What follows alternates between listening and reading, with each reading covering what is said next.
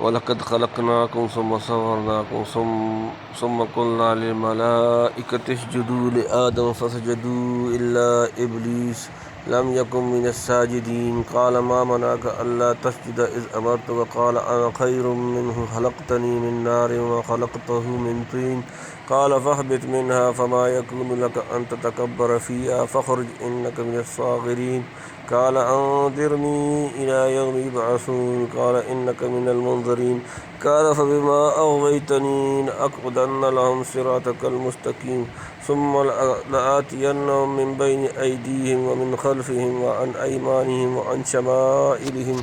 ولا تجد أكثرهم شاكرين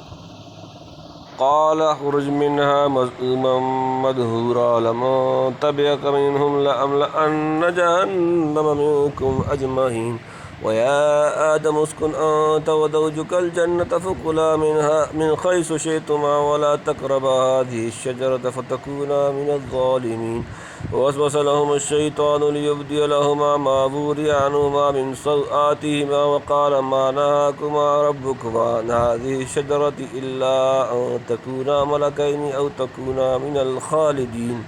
وقاسمهما إني لكما لمن الناصحين فدلاهما بغرور فلما ذاقا الشجرة بدت لهما سوآتهما وطفقا يخصفان عليهما من ورق الجنة وناداهما ربهما ألم أنهكما عن تلكما الشجرة وأقل لكما إن الشيطان لكما عدو مبين قال ربنا ظلمنا أنفسنا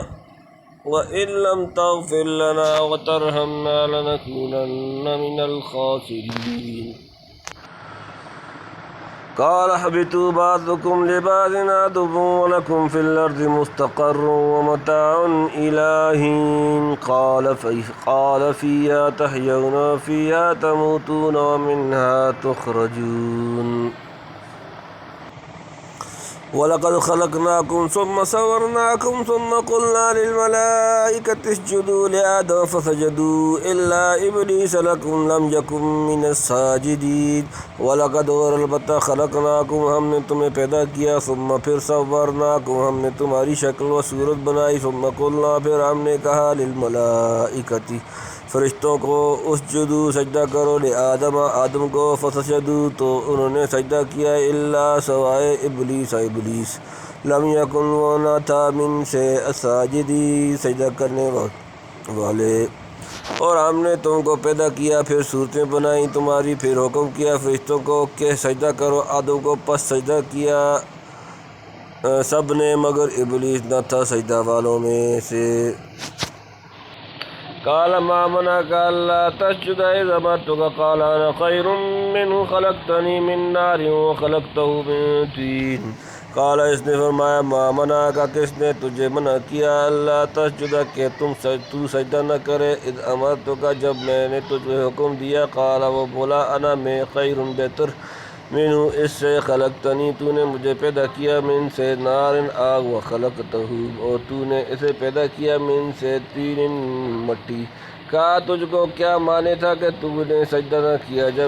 جب میں نے حکم دیا بولا میں اس سے بہتر ہوں مجھ کو تو نے بنایا آگ سے اور اس کو بنایا مٹی سے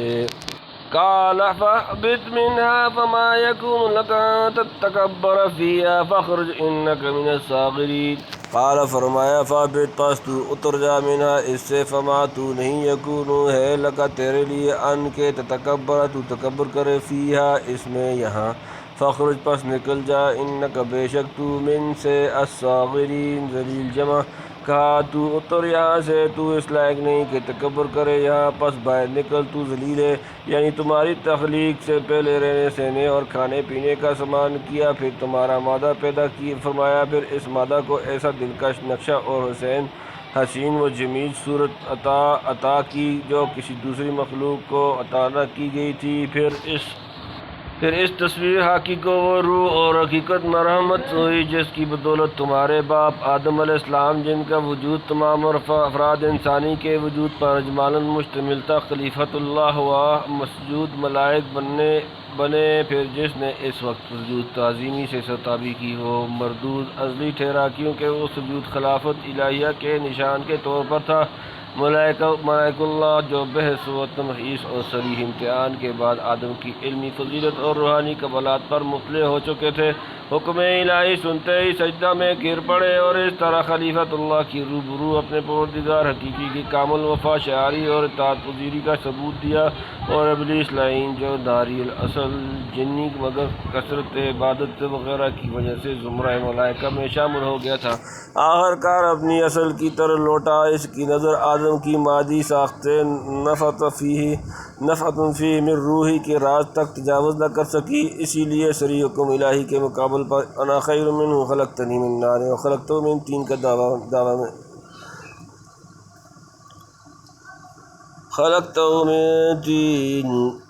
دعویٰ کرنے لگا، اور آخر اسی ابا و استکبار اور نس صریح قاطع کو محض رائے و ہوا سے رد کر دینے اور خدا سے بحث و مناظرہ ٹھان لینے کی پاداش میں ہمیشہ کے لیے مرتبہ کرب سے نیچے گرا دیا اور رحمت الہیہ سے بہت دور پھینک دیا گیا۔ فی الحقیقت جس چیز پر اسے بڑا فخر تھا کہ وہ آگ سے پیدا ہوا ہے، وہی اس کی ہلاکت ابدی کا سبب ہو گئی۔ آگ کا خاصہ خفت و حدت، ثروت و تیش اور علو و فساد ہے، بخلاف مٹی کے کہ اس میں مستقل مزاجی متانت اور متوازیانہ حلم و تثبت پایا جاتا ہے۔ ابلیس جو ناری الاصل تھا، سجدہ کا حکم سن کر آگ بگولا ہو گیا اور رائے قائم کرنے میں تیزی اور جلد بازی دکھلائی، چنانچہ ان کی استقامت و انابت نے ثم اجتباہ ربہ فتاب علیہ وہدی کا نتیجہ پیدا کیا۔ اسی لیے کہا جا سکتا ہے کہ ابلیس لعین نے مادی و عنصری لحاظ سے بھی اپنی تفصیل کے دعوے میں ٹھوکر کھائی، چنانچہ حافظ شمس الدین ابن القیم نے بدائع الفوائد میں 15 وجوہ سے مٹی کا آگ سے افضل ہونا ثابت کیا ہے۔ من شاء فلیرجع، یعنی جنت میں یا آسمانوں پر خدا کی مخلوق رہ سکتی ہے جو خدا کی پوری مطیع و خبردار ہو، نافرمان متکبروں کے لیے وہاں گنجائش نہیں۔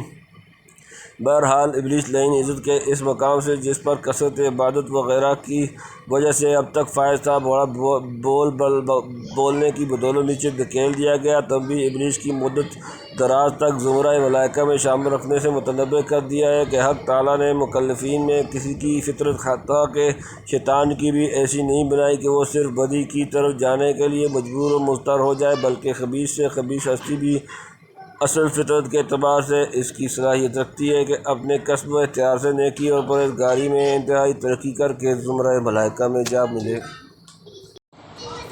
قال انظرنی الی یبعثون، قال وہ بولا انظرنی مجھے مہلت دے، الی یوم اس دن تک یبعثون اٹھائے جائیں گے، بولا کہ مجھے مہلت دے اس دن تک کہ لوگ قبروں سے اٹھائے جائیں۔ قال انک من المنظرین، قال وہ بولا انک بے شک تو من سے المنظرین مہلت ملنے والے، فرمایا تجھ کو مہلت دی گئی، یعنی جب تو نے یہ درخواست کی تو سمجھ لے کہ یہ پہلے سے علم الہی میں طے شدہ ہے کہ تجھ کو مہلت دی جائے۔ جب حکمت الہیہ مقتضی ہوئی کہ حق تعالیٰ اپنی صفات کمالیہ و شہنشاہانہ عظمت و جبروت کا مظاہرہ کرے تو اس نے عالم کو پیدا فرمایا۔ اللہ الذی خلق سبع سماوات ومن الارض مثلہن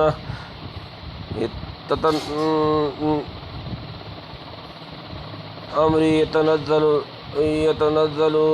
امری بینہن لتعلموا ان اللہ علی کل شیء قدیر وان اللہ قد احاط بکل شیء علما۔ سورۃ نمبر 65، سورۃ الطلاق آیت نمبر 12، یعنی زمین و آسمان کی تخلیق اور ان کے کل نظم و نسق سے مقصود یہ ہے کہ خدا کی قدرت کاملہ اور علم محیط وغیرہ صفات کی معرفت لوگوں کو حاصل ہو۔ اسی معرفت الہیہ کو آیت وما خلقت الجن والانس الا لیعبدون میں بعض سلف کی تفسیر کے موافق عبادت سے تعبیر فرمایا ہے، اور ظاہر ہے کہ تخلیق عالم سے یہ غرض بوجہ اتم جب ہی پوری ہو سکتی ہے کہ مخلوقات میں اس کی ہر قسم کی صفات و کمالات کا اظہار ہو، اور یہ جب ہی ہو سکتا ہے کہ عالم میں مطیع وفادار اور باغی و مجرم ہر قسم کی مخلوق موجود ہو۔ نیز اعداء اللہ کو پوری زور آزمائی اور ان کی پیدائش، اختیار و قوت کے تمام وسائل استعمال کرنے کی آخری حد تک مہلت و آزادی دی جائے، پھر انجام کار حکومت الہیہ کا لشکر غالب ہو، دشمن اپنے کیفر کردار کو پہنچیں اور بعد امتحان آخری کامیابی دوستوں کے ہاتھ رہے۔ اس کے بدون کل صفات کمالیہ کے ظاہر ہونے کی صورت نہیں، پس خیر و شر اور منبع خیر و شر کا پیدا کرنا اسی حکمت سے ہے کہ جو غرض تخلیق عالم کی ہے، یعنی یعنی صفات کمالیہ کا مظاہرہ وہ بغیر اس کے پوری نہ ہو سکتی تھی۔ وَلَوْ شَاءَ رَبُّكَ لَجَعَلَ النَّاسَ أُمَّةً وَاحِدَةً وَلَا يَزَالُونَ مُخْتَلِفِينَ، سورۃ نمبر 118 إِلَّا مَن رَحِمَ رَبِّكَ وَلِذَلِكَ، آیت نمبر 118 إِلَّا مَن رَحِمَ رَبُّكَ وَكَذَلِكَ خَلَقْنَاكُمْ، سورۃ نمبر 11 سورہ ہود، آیت نمبر 19۔ اسی لیے ضروری ہوا کہ عدو اکبر شیطان لعین کو جو منبع شر ہے پوری مہلت دی جائے کہ وہ تا قیامت اپنے قوہ و وسائل کو جی کھول کر استعمال کر لے، لیکن یہ چیز ظاہر ہے کہ براہ راست اس محیط کل اور قادر مطلق کے مقابلے پر ممکن نہ تھی۔ اسی لیے ضروری ہوا کہ خدا کی طرف سے بطور نیابت و خلافت ایک ایسی مخلوق مقابلے پر لائی جائے جس سے ابلیس لعین کو آزادی کے ساتھ جنگ آزمائی کا موقع مل سکے۔ وَأَجْلِبْ عَلَيْهِمْ بِخَيْلِكَ وَرَجِلِكَ وَشَارِكْهُمْ فِي الْأَمْوَالِ وَالْأَوْلَادِ وَعَدْهُمْ وَمَا يَعِدُهُمُ الشَّيْطَانُ إِلَّا غُرُورًا، سورۃ نمبر 17 سورۃ الاسراء۔ اور پھر جب تک وہ مخلوق حق نیابت اور وظیفہ خلافت ادا کرتی رہی، خواہشائی فوج ملائکہ سے اس کو کمک پہنچائی جائے اور باوجود ضعف و قلت کے اپنے فضل و رحمت سے انجام کا دشمنوں کے مقابلے میں مظفر و منصور کیا جائے، پس خوب سمجھ لو کہ یہ زمین ابلیس اور آدم کا میدان جنگ ہے، اور چونکہ پوری طرح جان توڑ مقابلہ اسی وقت ہو سکتا تھا کہ دونوں حریف ایک دوسرے سے ہار کھائے ہوئے ہوں، اس لیے تقریباً 2 صورتیں ایسی پیش آ گئیں جن سے ہر ایک کے دل میں دوسرے کی دشمنی جا گزین ہو جائے۔ ابلیس آدم کو سجدہ نہ کرنے کی بنا پر نیچے گرایا گیا اور آدم کو ابلیس کی وسوسہ اندازی کی بدولت جنت سے علیحدہ ہونا پڑا۔ ان واقعات سے ہر ایک کے دل میں دوسرے کی عداوت کی جڑ قائم ہو کر مار کا کارزار گرم ہو گیا۔ وَالْحَرْبُ سِجَالٌ وَإِنَّمَا الْعِبْرَةُ لِلْخَوَاتِيمِ۔ قال فبما اغويتني لأقعدن لهم صراطك المستقيم، قال وہ بولا فبما تو جیسے اغویتنی تو نے مجھے گمراہ کیا، لأقعدن میں ضرور بیٹھوں گا، لهم ان کے لیے صراطک تیرا راستہ، المستقیم سیدھا، بولا تو جیسا تو نے مجھے گمراہ کیا میں بھی ضرور بیٹھوں گا ان کی طاق میں تیری سیدھی راہ پر، یعنی راہزنوں کی طرح ان کے ایمانوں پر ڈاکے ماروں گا جن کے سبب مجھے یہ روز بد دیکھنا پڑا۔ ثم لآتینہم من بین ایدیہم ومن خلفہم وعن ایمانہم وعن شمائلہم ولا تجد اکثرہم شاکرین۔ ثم پھر لآتینہم میں ضرور ان تک آؤں گا، من سے بین ایدیہم ان کے سامنے، وا اور من خلفہم پیچھے سے ان کے، وا اور عن سے ایمانہم ان کے دائیں، وا اور عن سے شمائلہم ان کے بائیں، ولا تجد اور تو نہ پائے گا اکثرہم ان کا اکثر شاکرین شکر کرنے والے۔ پھر ان پر آؤں گا ان کے آگے سے اور پیچھے سے اور دائیں سے اور بائیں سے، اور نہ پائے گا تو اکثر کو ان میں شکر گزار، یعنی ہر طرف سے ان پر حملہ آور ہوں گا۔ جہات اربع کا ذکر تعمیم جہاد کی طرف اشارہ کرنے کے لیے ہے۔ یہ ابلیس لعین کا تخمینہ تھا جو صحیح نکلا۔ وَلَقَدْ صَدَّقَ عَلَيْهِمْ إِبْلِيسُ ظَنَّهُ فَاتَّبَعُوهُ إِلَّا فَرِيقًا مِّنَ الْمُؤْمِنِينَ، سورۃ نمبر 34 سورۃ سبا، آیت نمبر 22۔ قال اخرج منها مذءوما مدحورا لمن تبعك منهم لأملأن جہنم منكم اجمعین۔ قال فرمایا اخرج نکل جا، منها یہاں سے، مذءوما ذلیل، مدحورا مردود، لمن البتہ جو تبعك تیرا پیچھا کر لگا، منهم ان سے، لأملأن ضرور بھر دوں گا جہنم منکم تم سے، اجمعین سب۔ کہا نکل جہاں سے برے حال سے مردود ہو کر، جو کوئی ان میں سے تیری راہ پر چلے گا تو میں ضرور بھر دوں گا دوزخ کو تم سب سے۔ یعنی اکثر آدمی ناشکرے ہوں گے تو ہمارا کیا بگاڑیں گے، انجام کار انہی تھوڑے وفاداروں کے لیے کامیابی اور فلاح ہوگی، اور ناشکروں کی کثرت دوزخ کی نظر ہو جائے گی۔ گویا اس طرح واضح کر دیا جائے گا کہ جنود الشیطان کی اس قدر کثرت بھی خلیفۃ اللہ کے قلیل التعداد لشکر کو مغلوب و مقہور نہیں کر سکی۔ وَيَا آدَمُ اسْكُنْ أَنْتَ وَزَوْجُكَ الْجَنَّةَ فَكُلَا مِنْ حَيْثُ شِئْتُمَا وَلَا تَقْرَبَا هَٰذِهِ الشَّجَرَةَ فَتَكُونَا مِنَ الظَّالِمِينَ۔ وَيَا آدَمُ اور اے آدم اسکن رہو انت تو وزوجک اور تیری بیوی الجنت جنت فکلا تم دونوں کھاؤ من حیث جہاں سے شئتما تم چاہو ولا تقربا اور نہ قریب جانا حاضی اس الشجرۃ درخت فتکونا پس ہو جاؤ گے من سے الظالمین ظالم جمع اور اے آدم رہ تو اور تیری عورت جنت میں پھر کھاؤ جہاں سے چاہو اور پاس نہ جاؤ اس درخت کے پھر تم ہو جاؤ گے گناہ گار۔ آدم و حوا کو اجازت تھی کہ بلا روک ٹوک جو چاہیں کھائیں پئیں بجز ایک معین درخت کے جس کا کھانا ان کی بیشتی زندگی اور استعداد کے مناسب نہ تھا۔ اس فرما دیا کہ اس کے پاس نہ جاؤ ورنہ نقصان اٹھاؤ گے میری نزدیک۔ یہاں فتکونا من الظالمین کا ترجمہ اگر یوں کیا جاتا تو زیادہ موزوں ہوتا، پھر ہو جاؤ گے تم نقصان اٹھانے والوں میں سے۔ ظلم کے معنی نقصان اور کمی و کوتاہی کے آتے ہیں، جیسا کہ وَلَمْ تَظْلِم مِّنْهُ شَيْئًا سورۃ نمبر 18 سورۃ القاف آیت نمبر 33 میں۔ فوسوس لهما الشيطان ليبدي لهما ما وري عنهما من سوآتهما وقال ما نهاكما ربكما عن هذه الشجرة إلا أن تكونا ملكين أو تكونا من الخالدين۔ وسوسہ پس وسوسہ ڈالا لہما ان کے لیے الشیطان و شیطان لیبدی تاکہ ظاہر کر دے لہما ان کے لیے معوریہ جو پوشیدہ تھیں عنہما ان سے من سے سوآتہما ان کی ستر کی چیزیں وقال اور وہ بولا ما نہیں نہاکما تمہیں منع کیا ربکما تمہارا رب عن سے ہذی اس الشجرہ درخت الا مگر ان اس لیے کہ تکونا تم ہو جاؤ ملکینی فرشتے او تکونا یا ہو جاؤ من سے خالدین ہمیشہ رہنے والے۔ پھر بہکایا ان کو شیطان نے تاکہ کھول دے ان پر وہ چیز کہ ان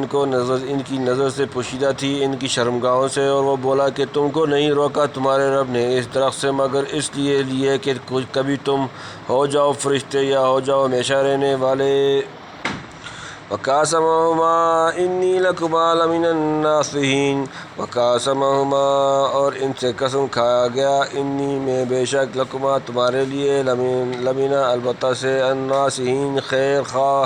جمع اور ان کے آگے قسم کھائی کہ میں البتہ تمہارا دوست ہوں۔ فَدَلَّاهُمَا بِغُرُورٍ فَلَمَّا ذَاقَا الشَّجَرَةَ بَدَتْ لَهُمَا سَوْآتُهُمَا وَطَفِقَا يَخْصِفَانِ عَلَيْهِمَا مِنْ وَرَقِ الْجَنَّةِ وَنَادَاهُمَا رَبُّهُمَا أَلَمْ أَنْهَكُمَا عَنْ تِلْكُمُ الشَّجَرَةِ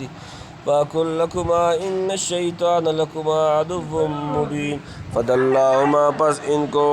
مائل کر لیا بغرور دھوکہ سے، فلما پس جب ذاقا ان دونوں نے چکھا الشجرۃ درخت بدت کھل گئیں لہما ان کے لیے سوآتہما ان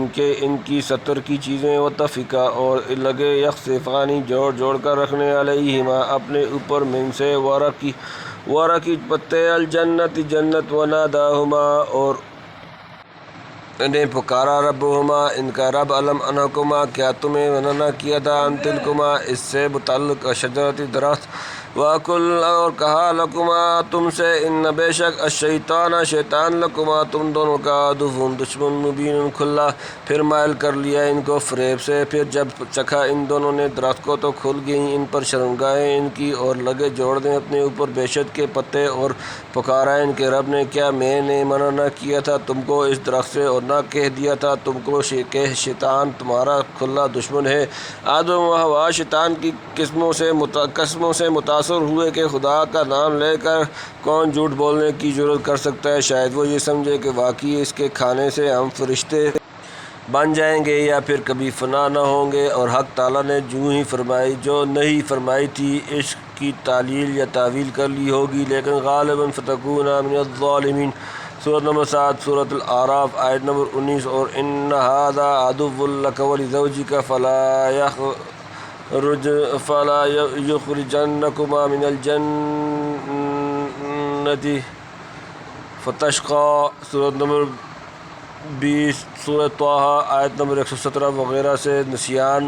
ہوا، اور یہ بھی خیال نہ رہا کہ جب وہ مسجود ملائکہ بنائے جا چکے پھر ملک بننے کی کیا ضرورت رہی۔ فنسی ولم نجد لہ عزما سورۃ نمبر 20 سورۃ طٰہٰ آیت نمبر 115 واضح ہو کہ امر نہیں کبھی تو تشرین ہوتے ہیں اور کبھی شفقتاً، اس کو یوں سمجھو کہ مثلاً ایک تو ریل میں بدون ٹکٹ سفر کرنے کی مانت ہے، یہ تو قانونی حیثیت رکھتی ہے، جس کا اثر کمپنی کے حقوق پر پڑتا ہے، اور ایک جو گاڑیوں میں لکھا ہوتا ہے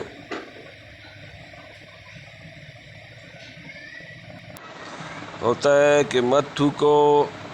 کہ اس سے بیماری پھیلتی ہے، یہ نہیں شفقتاً ہے، جیسا کہ بیماری پھیلنے کی تعلیل سے ظاہر ہے۔ اسی طرح خدا کے اوامر و نواہی بعض تشریعی ہیں جن کی خلاف ورزی کرنے والا قانونی مجرم سمجھا جاتا ہے، اور جن کا ارتکاب کرنا ان حقوق کے منافی ہے جن کی حفاظت کرنا تشریع کا منشا تھا۔ دوسرے وہ اوامر و نواہی ہیں جن کا منشا تشریع نہیں، محض شفقت ہے، جیسا کہ طب نبوی صلی اللہ علیہ وآلہ وسلم وغیرہ کی بہت سی احادیث میں علماء نے تصریح کی ہے۔ شاید آدم علیہ السلام نے عقل شجرہ کی ممانعت کو نہیں شفقت سمجھا، اس لیے شیطان کی وسوسہ اندازی کے بعد اس کی خلاف ورزی کرنے کو زیادہ بھاری خیال نہ کیا، مگر چونکہ انبیاء علیہ السلام کی چھوٹی سی لغزش بھی ان کے مرتبہ قرب کے لحاظ سے عظیم و ثقیل بن جاتی ہے، اس لیے اپنی غلطی کا ظاہری نقصان اٹھانے کے علاوہ مدت دراز تک توبہ و استغفار میں مشغول گریہ و بکار ہے۔ آخرکار ثم اجتباہ ربہ فتاب علیہ، وعدہ کے نتیجے پر پہنچ گئے۔ بود آدم دیدہ نور قدیم موئے در دیدہ بود کوہ عظیم، یعنی عدول یقینی کرا کر لباس بیشتی ان پر سے اتروا دیا، کیونکہ جنتی لباس حقیقت میں لباس تقویٰ کی ایک مخصوص صورت ہوتی ہے۔ کسی ممنوع کے ارتکاب سے جس قدر لباس تقویٰ میں رکھنا پڑے گا، اسی قدر جنتی لباس سے محرومی ہوگی۔ غرض شیطان نے کوشش کی عصیان کرا کر آدم کے بدن سے بطریق مجازات جنت کی خلط فاخرہ تروا دے، یہ میرا خیال ہے، لیکن حضرت شاہ صاحب نے نظر لباس کو عقل شجرہ کے ایک طبعی اثر کے طور پر لیا ہے۔ وہ لکھتے ہیں کہ حاجت استنجا اور حاجت شاہ وہ جنت میں نہ تھی، ان کے بدن پر کپڑے تھے جو کبھی اترتے نہ تھے، کیونکہ حاجت اتارنے کی نہ ہوتی تھی۔ آدم و حوا اپنے اعزاز سے واقف نہ تھے، جب یہ گناہ ہوا تو لوازم بشری پیدا ہوئے، اپنی حاجت سے خبردار ہوئے اور اپنی اعزاز دیکھے، گویا اس درخت کے کھانے سے جو پردہ انسانی کمزوریوں پر پڑا تھا وہ اٹھ گیا۔ سوءتک لغوی معنی میں بہت وسعت ہے۔ قابیل حابیل کے قصے میں سوءت اخی فرمایا، اور حدیث میں اہدا سوءت عتیقہ یا مقداد۔ اب تک آدم کی نظر میں صرف اپنی سادگی اور معصومیت، اور ابلیس کی نظر میں صرف اس کی خلقی کمزوریاں تھیں، لیکن عقل شجرہ کے بعد آدم کو اپنی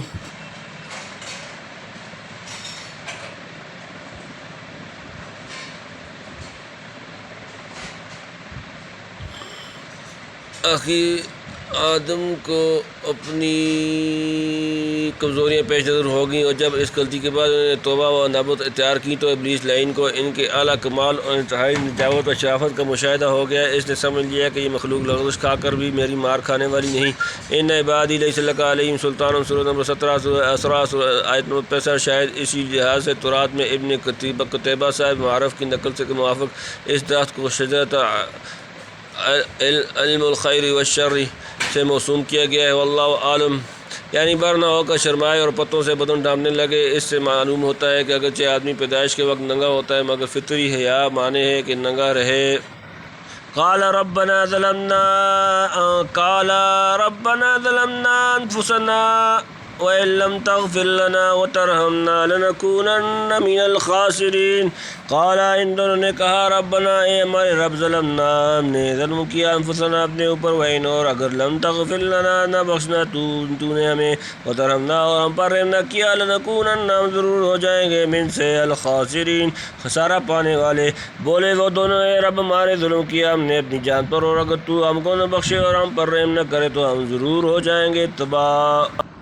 قال اهبطوا بعضكم لبعض عدو ولكم في الارض مستقر ومتاع الى حين۔ قال، فرمایا، اهبطوا، اترو، بعضكم، تم میں سے، بعض بعض عدو، دشمن، ولکم، اور تمہارے لیے، فی الارض، زمین میں، مستقر، ٹھکانہ، متاع، اور سامان، الی حین، ایک وقت تک۔ فرمایا، تم اترو، تم ایک دوسرے کے دشمن ہوگے، اور تمہارے واسطے زمین میں ٹھکانہ اور نفع اٹھانا ہے، ایک وقت تک۔ مفسرین کے نزدیک یہ خطاب آدم و حوا اور ابلیس لعین سب کو ہے، کیونکہ اصل عداوت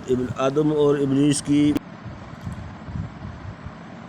ہے، اور اس عداوت کا دنگل ہماری زمین بنائی گئی جس کی خلافت آدم کو سپرد ہوئی تھی۔ قال فیہا تحیون وفیہا تموتون ومنہا تخرجون۔ قال فرمایا فیہا اس میں تم تخشون تم جیو گے، وفیہا اور اس میں تموتون تم مرو گے، وبنا اور اس سے تخرجون تم نکالے جاؤ گے۔ فرمایا اسی میں تم زندہ رہو گے اور اسی میں تم مرو گے اور اس سے تم نکالے جاؤ گے، یعنی عموماً تمہارا مسکن اصلی معتاد یہی زمین ہے۔ اگر ہر قیادت کے طور پر کوئی شخص کسی وقت ایک معین مدت کے لیے اس سے اوپر اٹھا لیا جائے، مثلا حضرت مسیح علیہ السلام، تو وہ اس آیت کے منافی نہیں۔ کیا جو شخص چند روز یا چند گھنٹے کے لیے زمین سے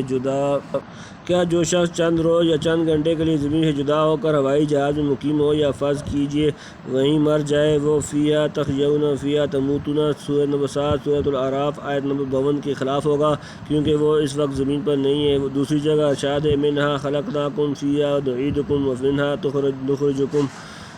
نخرجکم سورۃ نمبر 20 سورۃ طٰہٰ آیت نمبر 55۔ جو اموات زمین میں مدفون نہ ہوں ان کو فیہا نعیدکم الارض میں کیسے داخل کیا جائے گا؟ معلوم ہو کہ اس قسم کے قضایہ کلیہ کے رنگ میں استعمال نہیں ہوئے۔